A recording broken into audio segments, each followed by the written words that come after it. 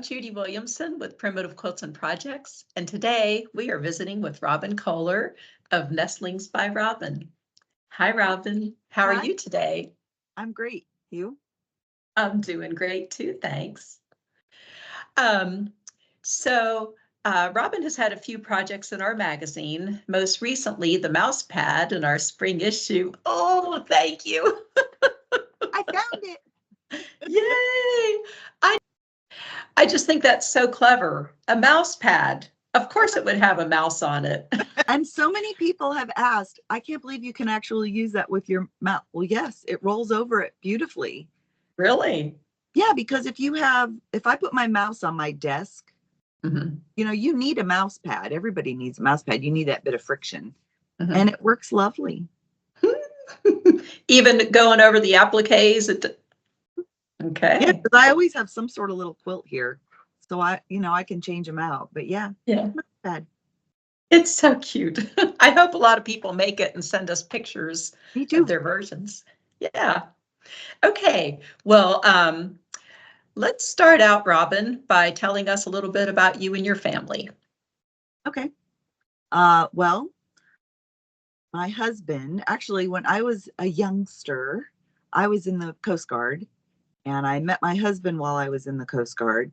So I got out and followed him for 30 years while we raised our family. And we have two daughters, both grown and super, super smart. Mhm. One's in North Carolina and one is actually up here. We just recently moved from Florida up to Northern Illinois because the call of the grandbaby was very strong. So we're up here now where I get to spend more time with him versus just 2 weeks a year. That's wonderful. And how old's your grandbaby? He's going to be 4 very soon. It went really fast. Oh my gosh. I'm And so glad you moved up there to be with him. me too. It's a recent move. We've only been here about 6 months, just enough time to get into winter, which was a rough change from Florida. But all the locals said what a mild winter we had. It did not feel mild to us, but it was mild. Oh my gosh. Well, you've got your daughter in North Carolina, so, you can escape the cold. Oh yes, we go visit them and her and her guy and go have fun with them. So it's just a different life. Grandbaby life here, go out, go to breweries and stuff with the other ones. You've got it all. I do. Yeah. Well, great. And I understand that you have a special grandma name. Okay. Well, supposedly we live in the age where we don't have to be grandma. We can pick our name. So I picked Bobbin. I thought Bobbin was fun. It was sewing related and it rhymed with my name. That, and I bet you anything, you're the only grandmother named Bobbin in the world. Temporarily until it catches on. Oh, yeah. You're starting a trend. I'm going to start a trend. We're going to be Bobbins everywhere. That'd be great. How did you get started making quilts? Well, I do not come from a quilting family. I come from a handwork family. My grandfather was very into woodworking. My mother is a master knitter. She makes the most beautiful sweaters. But I did not know how to quilt. I did lots of other things along the way.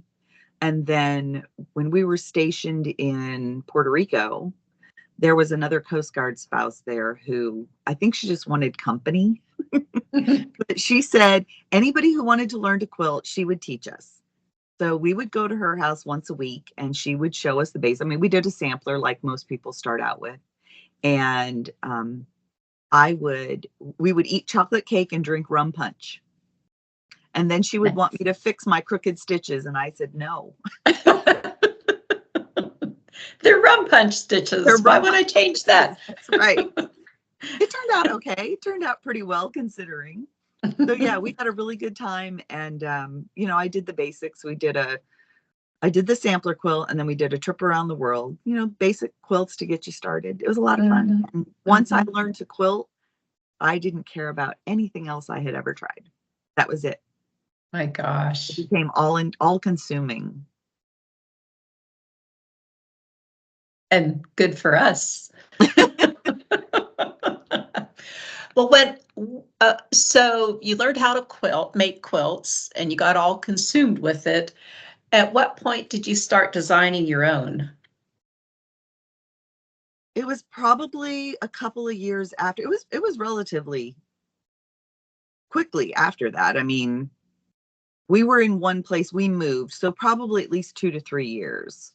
Mhm. And it was one of those things where I had always doodled because I did other crafts. So I had a pile of doodles already. And Mhm. so I just started pulling some of those out and playing with them. Mhm. And when we were stationed in New Jersey, is when I learned about quilt guilds. And while we were at a quilt guild meeting, we had a program, and the woman who was doing the program came over and approached me about submitting to McCall's magazine, which I thought was, I don't know, was kind of like, what is happening? And I still was so new to quilting, I didn't understand the process, the industry, the quilt shops and quilt magazines and all of that. It really didn't dawn on me. So it was interesting. That particular submission did not pan out, but it put me on a path to where I ended up. Well, let's talk a little bit more about your doodles. So the quilt behind you is very whimsical, Thank very doodly, I believe. Is that one of your designs? It is. This is Heartbursts. Uh-huh. Um, this was actually, I had another design, a small wall hanging early on called Friends Are the Garden or something like Friendship Mill, or I don't remember even what the name of it was, but it had a flower on there like this because I had been playing with it and that's what I wanted.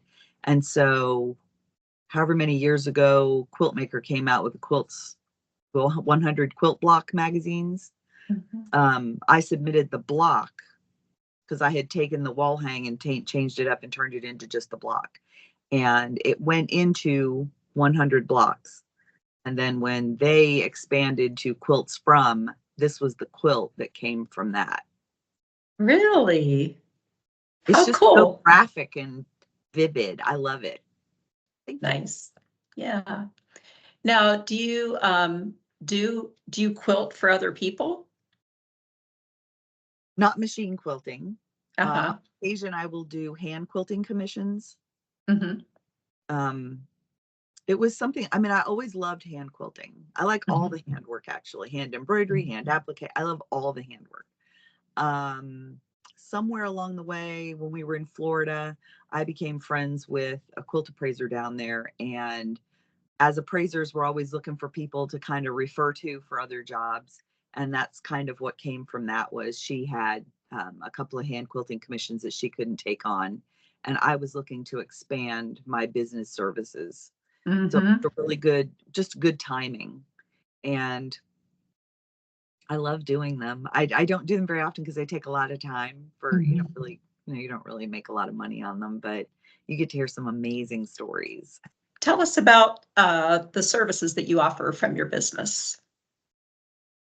They're mostly handwork services because I feel like there aren't that many people that offer those anymore, and they're not really requested that often. Most of Hmm. the services, so the services I have on there are hand quilting commissions and hand applique commissions. Hmm. I do run across people who, for whatever reason, can't finish a project and they want it done. And so I get to just do the applique, which is my favorite part. That's my Oh my favorite, gosh. even more than the quilting. Just to sit and stitch away for hours and hours. So, Yeah. but the hand quilting is on there, and those are the ones where people, you know, grandma passed and they found a quilt top that she finished, but she never finished the quilting on it. And so those are the projects I end up with usually. Are family pieces where somebody's not a quilter, but they have this family piece that they want finished. Oh my gosh. That's beautiful because like do you sit there and imagine Yes. the lady who made the top? Well, you can't help but think about, I mean, when you think about your own work, any of us who do handwork, um, there's usually a project somewhere in our repertoire that was made during a time of either stress or happiness, or, not just because we wanted to make it, we liked it, but it had more purpose than that. And you can't help but think about that when you're working on somebody else's work. You can't help but think, what was her life like at the time? Why did she choose this design? What was her family like? You just can't help it. That's where your brain goes. Yeah. Oh my, that must feel like a real privilege It is. to be I part of absolutely love history. it. I do. I love getting to add my name to that story because that's Mhm. what quilts are. I mean, when I'm doing appraisals and I have somebody bring quilts in, most of them don't have a label on them.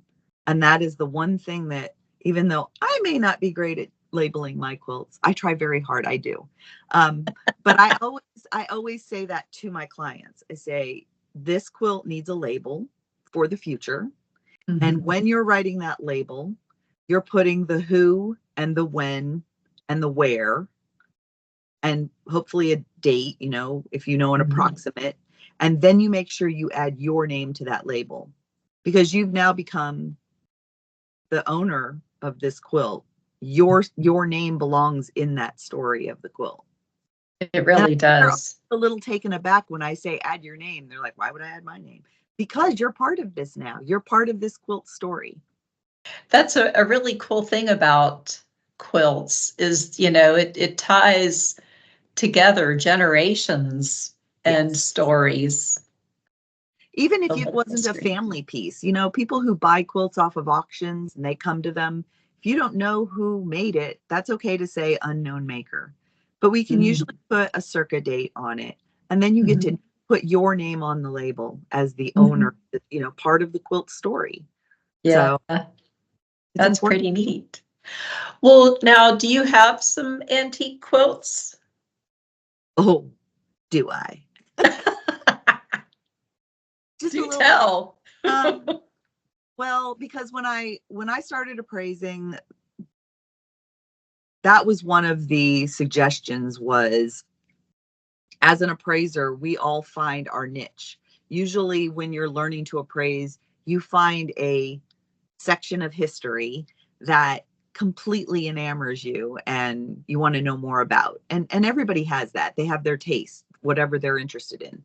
And so for me, it was the red and green appliques of the mid 1800s.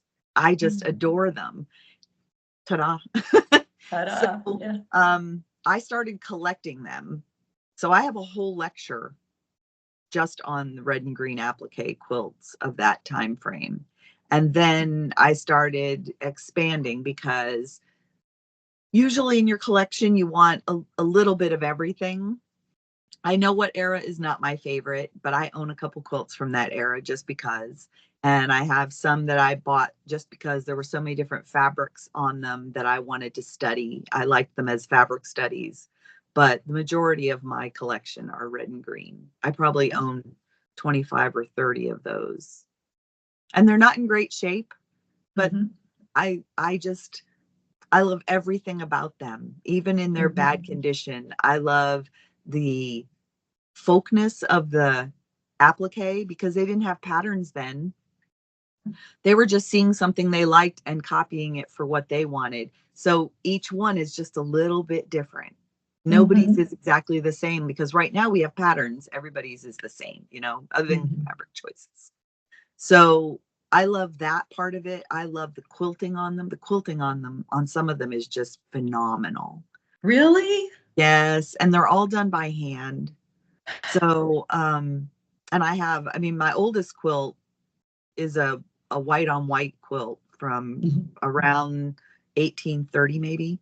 Mhm. And quilting on it is to die for. I mean, it's like the tiny little stippling we see in machine quilting nowadays, but it was all done by hand. It's pretty incredible. Mhm. So, yeah, I'm usually fascinated by the handwork. You are pretty lucky, I'd say. Oh, yes, I've seen some really gorgeous quilts. So, yeah. Okay. I didn't realize that your collection was mostly red and green. I didn't even know that that was a thing back then, like red Yeah. and green quilts. Well, there was a huge Probably around the 1840, like late 30s, early 40s, in that time frame in the 1800s. In the Mid-Atlantic, we started with the Baltimore album quilts. That Mhm. time frame of the Baltimore album quilts. And from there, we go into just red and green, and that became a trend. I mean, I had trends then, just like we have trends now. That makes And sense. so it was a big trend for about Mhm. 30 years, mostly from the 40s to the 60s, but we see them into the 70s. You know, you always have those holdovers that keep doing the trend because they love it. Mhm. Mhm. So yeah, there's, if you go and you Google that, you can find, I mean, the designs are fantastic. But that's a whole thing, a whole trend of the mid 1800s, red and green Mhm. applique quilts.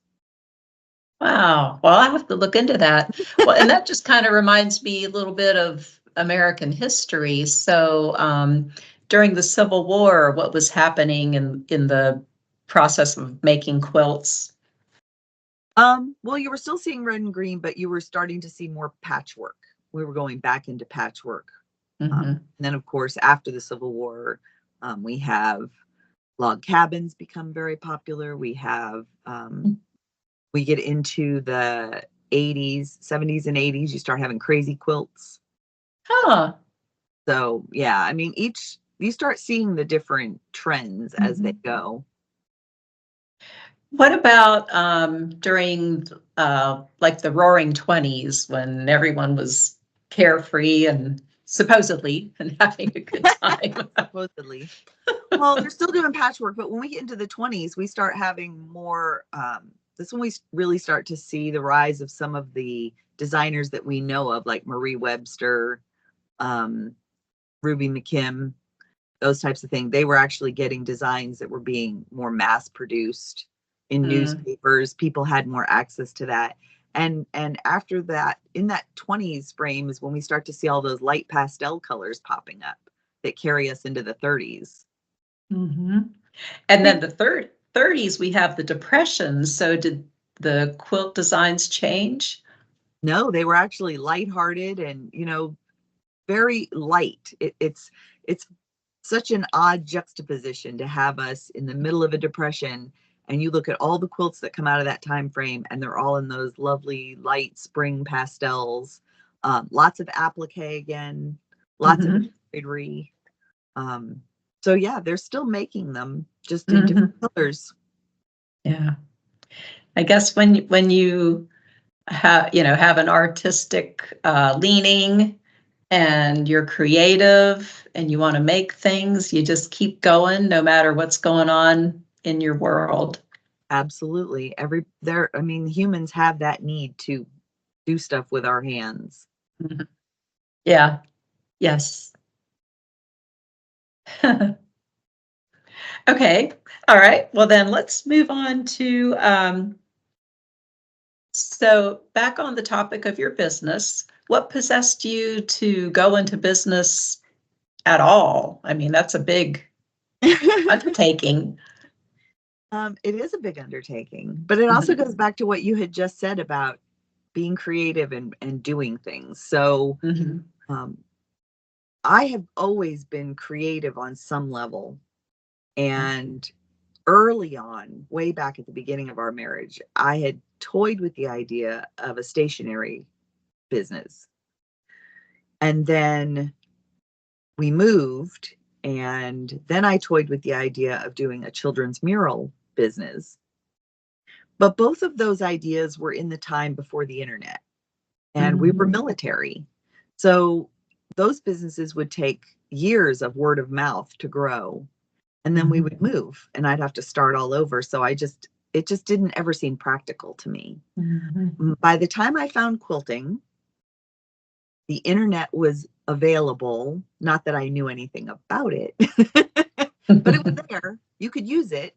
And by the time I decided, between the McCall submission, that not working out, and then moving to Illinois, when we got to Illinois, I went to a quilt shop and I was talking to the owner there. And we were having a very nice conversation where she said, "Well, you should just come teach." And I thought, what? That's a thing? So her and I had some conversations and I learned to teach and then I learned to write patterns, kind of just um, learning as I go. Mhm. And so that's when I said to my husband, I said, this is the one. It's the right time. I can take it with me because it'll be on the internet. So whenever we move, I won't have to start completely over. It's already out there. I've made really good Mhm. contacts. I know what I'm doing. So this was the one. And then I could take Yay. all of that other creative stuff that I had. I had somewhere to put it. I had something to do with it. Through all of our years of moving, I had always kind of randomly fallen into advertising jobs. So I'm not great at marketing myself, but I knew what to do when I needed. Mhm. I had all of these things that I had learned along the way that I could put in one place. Mhm. Well, that's perfect. It was. Well, then speaking of, getting out there, if people wanted to learn more about you and your business or the services you offer or your designs, how can they find you? My business name is Nestlings by Robin. So if you Google that, everything comes up. That's pretty much the name of my Facebook page, my business. My email is robin@nestlingsbyrobin.com. And I have a blog, same name. It's just one name, it's all. So Simple. very simple. But yes, the website is where you'll find there's a services page, there's a lecture workshop page for guilds who would like to hire me. Mhm. And then patterns I have my hard copy patterns. So like you wanted an actual print pattern, they're on my website. But I also have an Etsy shop where I have digital downloads for anybody who likes to deal with those. And that's Nestlings by Robin as well. Keep it easy. Great. Yeah. That's good. That's helpful. Yeah. All right. Well, is there anything else we need to cover? I don't think so, unless you want some show and tell. Let's do some show and tell. Okay. So if you go to my website, last year I did an embroidery calendar for the year where we discussed basics of embroidery, basic stitches of embroidery, which there are short videos on my YouTube channel of basic stitches. And the calendar was very popular, but I really like miniatures. So I took all of the designs from that year and put them into one panel. And so on the website, this one's actually stitched out, but on the website, I have pre-printed panels of this that they can just order the panel and stitch to their little heart's content. No Mhm. thinking, no tracing. That's cute. That's what they like, no tracing. No tracing. And then coming soon, I will have little poppy panels. Yay. I know, I love poppy flowers. And then little seahorse panel. Aw. Here, pull that back so we can see it better. Yeah. Yeah. And so those will be on the website very soon. If you're interested, you can always email me ahead of time. Great. And we're starting a snowflake series. Uh-huh. It's based on a quadrant, not quadrant, but based on a layout of 6. So this is Mhm. the first one. Can you see that? Uh-huh. Yep. Red and green. That's Hearts Around, and it's already on the Etsy. It's in the Etsy shop as a PDF download. Mhm. So we'll have more of those coming. They'll all be the same size. Eventually they can all fit into a quilt, but that's the first one we started with. Okay. Great. Yeah, Well, Robin, thank you so much. It was nice visiting with you. absolutely. Thank you for having me. Yeah. All right. Well, if anybody wants to find out more about you, you now know how.